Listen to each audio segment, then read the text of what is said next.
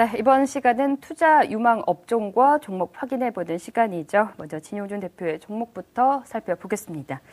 먼저 지난주까지 소개해 주셨던 종목들이 꽤 많아요. 지금 지난주까지 7종목 정도 되는 것 같은데 네. AS 차원에서 한번 짚어봐 주시죠. 네, 사실 한두 종목씩 슬금슬금 이렇게 위에서부터 제외되고는 있습니다. 그래서 지금은 투비소프트를 먼저 이제 말씀드리기 시작할 건데요. 투비소프트 같은 경우에는 개별적인 이슈로 상당히 많이 상승을 했었고요. 그 상승분은 이제 다시 반납을 좀 하는 상태로 보입니다. 주가의 향방은 지금 당장은 단기 추세 속에 있고요. 단기적으로 하락 추세 속에 있기 때문에 이 구간에서 반등하는 것을 체크하고선 이제 신규 매수를 들어가실 분들은 그 당시를 노리는 게 좋을 것 같고요. 지금 위치부터 무리하게 매수를 신규 진입하는 것은 무리가 좀 있습니다. 이미 제때 들으신 분들은 크게 상승폭을 모두 누리셨기 때문에 하락 부분, 그러니까 손실로 들고 가실 만한 그 정도로 좀 감내해서 멀리까지 들고 가시라고 알려드린 종목이 아니기 때문에 단기 공략에서 꼭 수익으로 참고하셨으면 좋겠고요. 네. 자, 그 다음 종목은 이제 Y솔입니다. Y솔뿐만 아니라 파트론이라든지 어떤 이런 모바일 관련주들, 부품주들 강조를 좀 많이 드렸었습니다. 한 2주 연속으로 말씀을 드렸는데요. Y솔도 마찬가지고 파트론도 그렇고 사실 두 종목 모두 이 삼성과의 관계가 상당히 괜찮다고 의견을 드렸죠.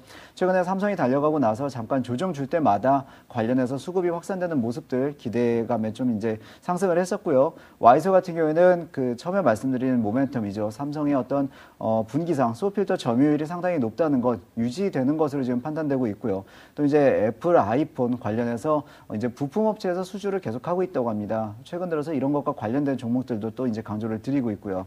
파트론 같은 경우에도 삼성과의 어떤 관계 속에서 분기 매출이 사상 최대로 나왔었고 앞으로도 이런 흐름들 기대할 수 있을 것 같습니다. 네. 자, 그 다음은 이제 고령화 수혜주도 강조를 드렸었는데요. 휴비츠라든지 오스템 임플란트 뭐 이런 종목들이었죠. 당시에 이미 한 번씩은 급등을 보여줬고 다시 한번 수급몰이를 하려면 어쩌면 시간이 좀 걸릴 수도 있습니다. 일단 먼저 휴비츠 같은 경우에는요. 먼저 수익이 날 때도 있었지만 지금은 또 하향 추세입니다. 그래서 크게 봤을 때 고점을 찍고선 절반가량 조정받은 지금쯤 절반 이상 거의 받았네요. 이제부터 바닥을 다지고선 다시 한번 올라와 준다면은 이전 고점까지는 저항대 없이 한 13,000원 정도까지는 1차 목표가로 잡아도 그렇게 무리 없는 구간이 되겠고요. 멀리까지 본다면은 지금 구간도 전혀 불안하지 않은 추세 흐름들 체크할 수 있습니다. 파동 형태만으로도 한 12,000원에서 13,000원 정도는 부담 없는 목표가로 한번 가져가 보셔도 좋을 것 같고요. 네. 다음 종목은 오스템 임플란트였습니다. 오스템 임플란트 역시 거의 유사한 흐름들 나오고 있었는데요. 추천드리고 한동안은 좀 상승을 했습니다. 하지만은 외인과 기관의 매수의 덕분에 이렇게 상승을 하던 모습에서 현재 위치에서는 수급 쪽 약간 불안정한 모습 보여주고 또 이제 거래량도 많이 줄어들었죠.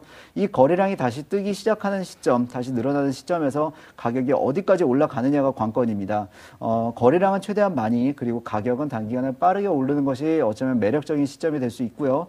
역시나 기술적 반등 구간 노릴 만한 타점 거의 다 왔습니다. 이 60일선 이전 이후에서 이 내외에서 좀 등락을 반복하다가 다시 한번 상승 추세 만들어 간다면 이전 고점에 대한 어떤 저항 부담 별로 없다는 것 한번 참고해 보시면 좋을 것 같고요. 네. 자, 그 다음으로는 STS 반도체와 인터플렉스 이런 종목들을 말씀드렸습니다. 네. 인터플렉스 같은 경우에도 또 이제 스마트폰 관련주 되겠죠. 인터플렉스. 사실 지난주 목요일과 금요일에 너무도 많이 올랐습니다. 추천드린 시점부터는 거의 한 30% 이상 상승을 해오고 있는데 워낙 견조한 흐름이기 때문에 지금도 굳이 매도를 해야 될까 생각이 드실 거예요. 그래서 당시에 들고 있었던 모멘텀들 여전하다, 유효하다 말씀을 드리겠고요. 모멘텀이라고 한다면 삼성전자의 이 스마트폰 성장과 더불어서 동반수에 여전할 것으로 기대하고 있고요. 또 애플의 아이패드 후속 모델, 그러니까 아이패드 2까지 나왔는데 아이패드 3의 주요 부품을 또 이제 매출이 본격화되는데 아무래도 기여도가 클 것 같습니다. 그래서 이런 부분에서도 꾸준히 나올 것 같고 당시에 애플의 협력사를 공개했는데 유일하게 속해 있는 중소기업이라고 소개를 드렸던 종목인데 소문난 잔치에 먹을 게 없다고 당시에는 한 일주일 동안 조정을 줬습니다. 그 기간 동안에 한번 매집을 해보셨던 분들은 지금 구간에서 유난히 좀 편안히 즐길 수 있지 않을까 싶고요. 장세에 상관없이 편안한 흐름들 즐겨볼 수 있겠습니다. 그 다음으로는 STS 반도체였는데 역시 애플과 관련된 종목이었고요. 최근에 왜 이렇게 애플을 관련해서 말씀드리는지는 아마 느낌으로 아실 겁니다. 그 전에 삼성전자, 그 다음에 애플 그리고 더불어서 이제 모바일 관련 수혜주들을 통틀어서 자꾸 말씀을 드리고 있고요. 이제 STS 반도체 같은 경우에도 좀 반등하는 흐름을 잡아야 될 것 같은데 이번 주에 추천드릴 종목은 이제 또 살짝 다른 업종으로 튑니다. 자, 수급이 어느 쪽으로 갈지를 이제 고민을 좀 해봐야 되겠죠. 오늘 종목은 성진 지오텍입니다.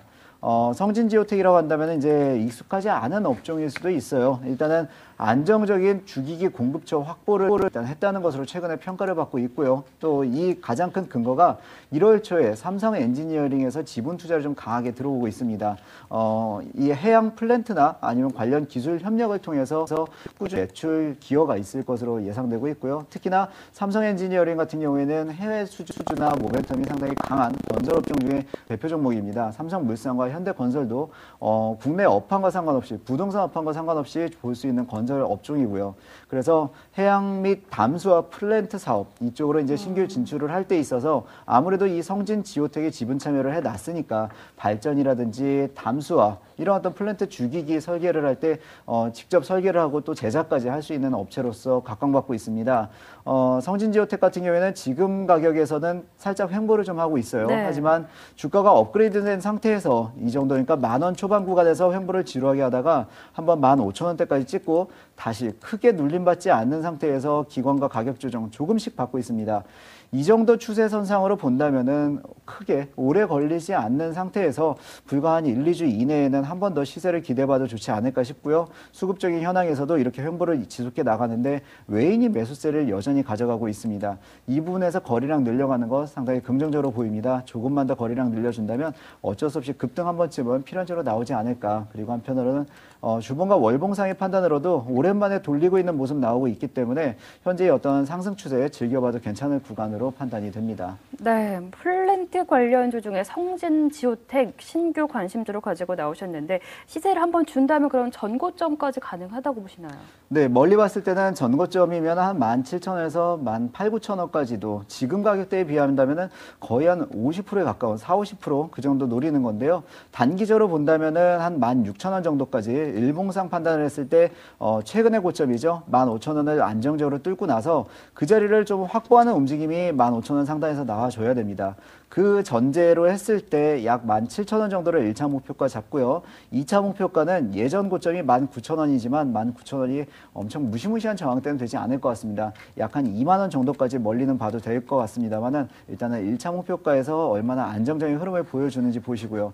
한편으로는 아래로도 위험한 자리 13,000원 아래에서는 공략을 좀 자제하시는 게 좋겠고 그 위까지만 기회로 삼아서 한번 공략해 보시면 괜찮은 전략이 될 것 같습니다. 네, 성진지오텍 1차 목표가로 17,000원 그리고 좀 더 길게 본다면 2만 원까지도 가능하다 하지만 13,000원의 리스크 관리 가격도 말씀해 주셨습니다. 관심 종목까지 들어봤고요. 아까 전에 그 시장 전략 말씀하실 때 LCD 업황 회복 턴어라운드 말씀해 주시면서 LG 디스플레이를 언급을 해 주셨잖아요. 네. LG 디스플레이 최근에 얘기가 많이 나오는 것 같은데 또 많이 올랐는데 더 갈 수 있을까요? LG 디스플레이가 그동안 어떤 반등한 부분을요 많이 올랐느냐 판단은 아마도 그 주식을 제일 잘할 것 같은 강성주주 또는 오랫동안 갖고 있는 장기 보유자들한테 한번 여쭤보면 될 것 같습니다. 누구한테 물어봐도 사실 이 정도에는 절대 만족을 못한다고 할 겁니다. 저 같아도 그렇고요. 또 한편으로는 이렇게 추세 좋게 기분 좋게 올라간 적이 정말 오랜만이기 때문에 어지간해서는 차익 실현 매물에 대한 부담감이 별로 없습니다. 그런 네. 면이 또 하나의 매력으로 잡히고요. 또 한편으로는 수급적인 상황에서 개인 투자들이 이제 장기 투자들이 특히 긍정적으로 보고 있는 것 한편 또 이제 외국인과 기관의 매수세가 상당히 괜찮게 들어옵니다. 기관이야 당연히 저점부터 상당히 오랫동안 벌써 한 반년 가까이 매집을 하고 있는데 문제는 외국인의 행보가 최근에 참 재밌습니다.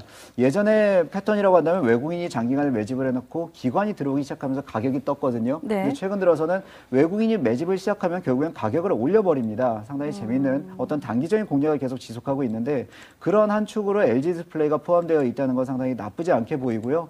또 이제 주봉과 월봉상의 판단으로도 아직까지는 이렇다 할 무시무시한 저항보다는 한 35,000원, 4만 원 구간까지는 느긋하게 좀 더 지켜봐야 될 구간으로 보이고 또한 저평가 메리트도 여전히 유효한 것으로 보입니다. 그래서 가장 중요한 것은 거래량을 좀 강하게 여전히 유지를 해주는 게 좋을 것 네. 같고요. 또 이제 추가적인 모멘텀 조금만 더 추가해 준다면은 최상의 어떤 시나리오가 되지 않을까 기대해 봅니다. 네, LG 디스플레이 지금 많이 올랐지만 추가 상승 쪽에 무게를 두고 계시네요. 심기훈 대표께서는 오늘 항공우주 중에 한 종목 가지고 오셨네요. 네, 맞습니다. 앞서 말씀드린 대로 원화 강세에 대한 수혜 기대감이 높은 업종 쪽 그리고 종목 쪽으로 관심을 한번 가져보자라고 말씀드렸는데 네. 많은 업종이 있습니다. 사실 항공 업종뿐만이 아니라 아니고 워낙 강세 수혜 업종이라고 분류가 될 수 있는 것이 바로 여행 업종이 될 수가 있는데 사실 이 두 업종 다 같은 모멘텀으로 지금 빠르게 상승 탄력도를 보이고 있다라고 좀 말씀을 드리겠습니다. 먼저 여행주에 대해서 좀 코멘트를 해드리면은 사실 그동안 출국자 수가 증가세를 보이고 있다라는 뉴스가 계속적으로 나오고 있습니다. 인천공항의 출국자 수가 사상 최대치를 기록했다라는 그런 소식과 함께 관련주들에 대한 기대감도 높아지고 있고 아무래도 원달러 환율에 대한 기대감이 지금 시점 작용을 하고 있기 때문에 여행주에 대한 모멘텀도 상당히 강한 것이 사실이다라고 말씀을 드리겠습니다. 네. 대표 종목 몇 가지 좀 말씀드리면 모두투어 같은 경우에는 21,000원대 저점 형성 이후에 3만 원대까지 빠르게 올라가는 모습 보이고 있는데 펀더멘털에 대한 기대감이 현재 다시 한번 재조명 받고 있다는 점에서 긍정적이다라고 할 수 있겠고 여행주의 탑픽이라고 볼 수 있는 것이 바로 하나투어입니다. 하나투어 같은 경우에는 모두투어만큼은 아니지만 그래도 상승 탄력도 충분히 있는 상황 그리고 200일선까지의 도달 가능성이 높기 때문에 금요일장 종가가 4만 원대였지만은 4만 2천 원대까지의 상승 가능성은 높아질 수 있을 것으로 판단된다라고 말씀을 드리겠습니다. 네. 하지만은 왜 여행주가 아닌 항공주 쪽으로 관심을 갖자라고 말씀드린 것은 무엇보다도 대한항공을 비롯한 항공업종에 대한 지금 시점 바닥권에 대한 가능성이 상당히 높아지고 있는 것이 사실이다라고 좀 말씀을 드리겠는데 대한항공 같은 경우에는 그동안 2011년도 상당히 어려운 한 해를 보냈습니다. 아무래도 유가가 급등을 하고 원달러 환율도 급등하는 흐름 보이면서 영업이익에 대한 부담감 상당히 좋지 못한 흐름 보였고 단기 손실에 대한 부분도 상당히 투자 심리를 좋지 못한 흐름으로 전환시켰습니다. 하지만 2012년도 이제는 이러한 악재가 어느 정도 이제는 해소가 되고 있는 과정 속으로 지금 진입을 하고 있기 때문에 오히려 멀리 봤을 때 지금도 상당히 어려운 구간이지만은 이러한 어려운 구간을 헤쳐 나간다라고 한다면은 상승 탄력도는 더욱더 높아질 수 있을 것으로 판단된다라고 말씀을 드리겠습니다. 네. 따라서 항공 업종에 대해서 관심을 갖자라고 좀 말씀드리는데 우선은 두 가지 종목이 있습니다. 첫 번째 아시아나항공과 그리고 대한항공이 있는데 두 가지 종목을 좀 비교해드리면은 아시아나항공 같은 경우에는 아직 긍정적으로 말씀드릴 수가 있는 게 200일선까지는 아직은 도달하지 않은 그런 모습입니다. 따라서 가격적인 메리트 기술적으로 봤을 때는 대한항공이 지금 200일선을 넘은 그런 상황이기 때문에 아시아나항공에 대한 기술적 반등이 좀 빠르게 나타날 수 있지 않을까라고 기대할 수 있겠지만은 역시나 항공주 탑픽으로서 그리고 대장주로서의 역할을 대한항공이 좀 해줄 것으로 판단되고 있습니다. 또한 아시아나항공, 대한항공에 비해서 그동안 실적이 그렇게 나쁘지 않은 것이 사실이기 때문에 오히려 더 최악의 상황에서 만약에 긍정적인 전망이 된다라고 한다면은 대한항공 쪽으로 상승 탄력도가 높아질 수 있다는 점에서 탑픽 종목으로서 이번 한 주간에 한번 관심을 갖자라고 말씀드리는 종목은 대한항공이 될 수 있겠다라고 말씀을 드리겠습니다. 따라서 다음 한 주간 목표 주가를 설정한다라고 한다면은 약 58,000원대, 물론 6만 원대 이상 간다라고 한다면은 상당히 긍정적인 전망을 내놓으면은 개인적으로 좋겠지만은 다음 한 주간에 있어서는 우선은 58,000원대에 대한 목표 주가를 설정해 드리겠는데 그 이유 같은 경우에는 아무래도 4만 원대에서 주가가 급속도로 좀 상승하는 모습 보이면서 6만 원대까지 도달한다고 한다면은 단기간 내에 50%의 상승률에 육박한다는 것이 상당히 좀 부담감으로 작용할 수 있을 것으로 판단되고 있습니다. 따라서 조금은 욕심을 버리시고 한 58,000원대까지 이번 한 주간의 목표 주가를 설정하신다고 한다면은 충분히 저항권 바로 밑에서 팔 수 있는 시점이 될 수 있겠다라고 정리해드리겠고 손절가에 있어서는 52,000원 이탈 시에는 조금 매도 처리가 좀 필요하지 않을까라고 말씀드리는데 아무래도 52,000원 이탈 시에는 유가가 중동 사태라든가 여러 가지 이슈로 급등을 하는 흐름을 보일 가능성이 상당히 높겠고 아니라고 한다면 유럽 쪽에 악재가 터지면서 원달러 환율이 급등하면서 다시 한번 대한항공을 비롯한 항공업종에 대한 영업이익 전망치가 낮아질 가능성이 높은 것이 사실입니다. 따라서 52,000원만 이탈되지 않는다라고 한다면은 이러한 항공업종에 대한 악재는 나타나지 않은 것으로 좀 판단하시면서 홀딩 전략을 말씀드리겠고 네. 항공업종에 대해서는 중장기적으로 봤을 때는 충분히 7만 원대까지의 상승 가능성도 높은 것이 사실입니다. 그 이유 같은 경우에는 최근에 출국자 수가 계속적으로 늘어나고 있지만은 이러한 추세는 계속적으로 상승할 가능성이 높겠고 중국이라든가 일본 등지에서의 해외 관광객들 한국의 입국자 수가 계속적으로 늘어나고 있습니다. 또한 그동안 우려감이 높았던 저가 항공사에 대한 부담감이 주가에 어느 정도 반영이 되었고 또 실제로는 이러한 대형사에 대한 어느 정도 수요층이 아직까지는 두터운 것으로 나오고 있기 때문에 때문에 대한항공을 비롯한 항공업종에 대해서는 지금 악재가 완전히 해소는 아니지만은 해소되는 구간이다. 따라서 바닥권에서 다시 한번 잡는다라고 한다면은 중장기적으로는 대한항공 7만 원대 그리고 아시아나항공 같은 경우에는 약 10,000원대까지 주가 상승은 좀 가능할 것으로 판단되고 있기 때문에 뭐 두려움보다는 분할 매수 및 강하게 좀 홀딩하시면서 수익을 극대화하시는 전략으로서 다음 한 주간 이 항공업종에 대해서 관심을 갖자라고 정리를 해드리겠습니다. 네, 요즘 뭐 환율이나 유가 환경이 좀 나아지다 보니까 항공주 여기가 이렇게 슬그머니 나오고 있는데요. 항공 업종 중에서 아시아나항공보다 대한항공이 조금 더 탄력적으로 움직일 수 있다. 탑픽 종목으로 꼽아주셨습니다. 그리고 원화 강세 수혜주에 관심 갖자 이런 말씀해 주시면서 항공주 외에도 여행 관련주까지 말씀해 주셨는데요.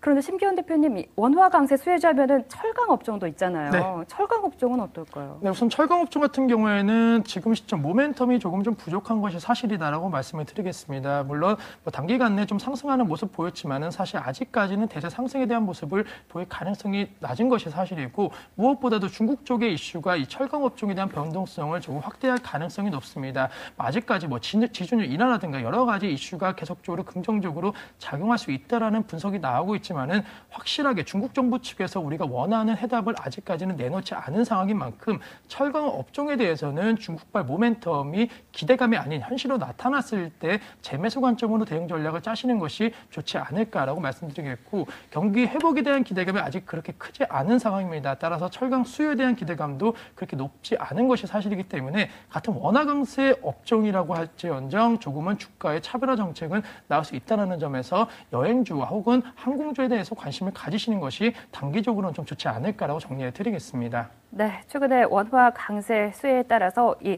철강 업종보다는 여행주와 항공주, 그중에서도 대한항공에 관심 갖는 전략 말씀해 주셨습니다.